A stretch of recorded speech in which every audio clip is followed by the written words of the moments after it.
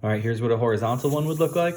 Something I want you to notice too is conserve your space. I made a 3x3 before I showed you what a 1x1 is.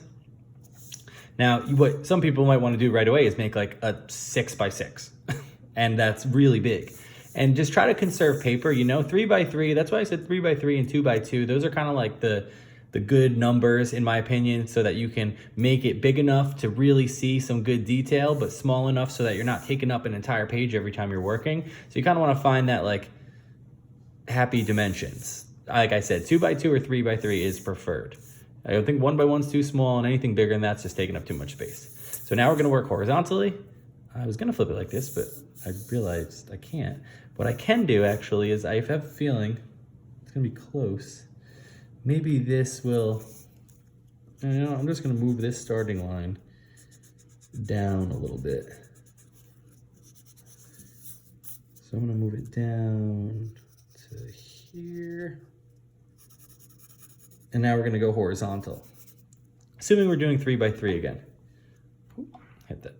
So we're gonna go from the main bottom starting point, go up 3, 1, 2, 3, over 3, down 3. Here we go, over 3, up 3, across. Now it's just all threes, you might see. So, and the reason I'm drawing the top here, and I'd like to erase that part of the vanishing line that goes up if we don't need it. The reason we're drawing the top here is because if we're doing one of these horizontal ones, you can see this, and the top. If you can see the top, you close the top off. All right.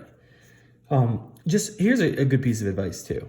If anytime you're drawing an isometric drawing and you find your pencil like slicing across here, like this is not on a line. The point of the isometric paper when you're using cubes is every single sketch you do should be on one of these lines. You should never find yourself off the lines. And so if you realize you're like something you're doing is slicing across strange, like just not on a line, it means that you're not doing it the right. Like it's not correct if you're doing it like that. And I want to emphasize, it's only really when you use cubes. There are some weird instances where you will slice across some of the lines without like through the white space rather than the lines, but we're not there by any means yet. So as like a little starting point, if you're off the lines right now, it's not, you're not doing it correctly. So now we want to make this box or this cube and go back. So it's going to go back into this direction. So now I just do, we're making them 3x3. So I go 3, 3, 3, connect up, connect over, and then I go 3, 3, 3, connect up, connect over. So now I've made that. This is part of my starting line way over here, so you can erase anything that's kind of like sticking out that doesn't belong.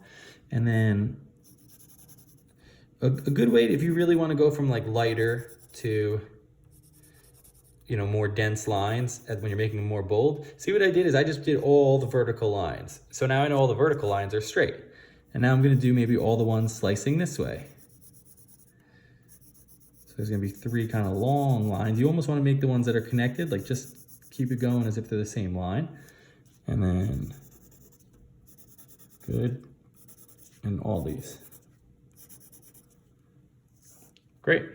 And this was said earlier, but these angles are 30 degrees. And it's 30 degrees from the horizon line. Horizon line means horizontal. So if this would be a straight horizontal line. These, where this branch is off, these are like, this would be 30 degrees.